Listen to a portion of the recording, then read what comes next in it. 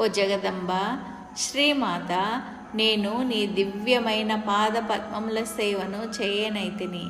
అంతేగాక నీ పూజాధికముల కొరకై ఏమాత్రము ధనమును కూడా సమర్పింపనైతిని. అయినప్పటికీ అన్యథా భావింపక సాటిలేని వాత్సల్యపూరితమగు నీ ప్రేమను ఈసడింపకుండా నాపైన కురిపించుము తల్లి.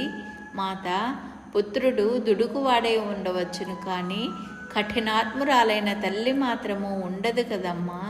బొజ్జగన్నపయ్య తల్లి నానా విధుల ద్వారా చేసే పూజాదులను చూచి భయపడిపోయి ఇతర దేవతలనందరినీ విడిచిపెట్టి నిన్నే నమ్ముకున్న నాకు ఇప్పటికీ 85 ఏండ్ల వయస్సు గడిచిపోయింది. ఓ మాత, ఈ చిట్ట చివరి దశలో ఒకవేళ నీవు నన్ను చేరదీసి కరుణించకపోయినచో నిన్ను వదిలిపెట్టి నేను వేరెవరి శరణ కోరుదునమ్మా.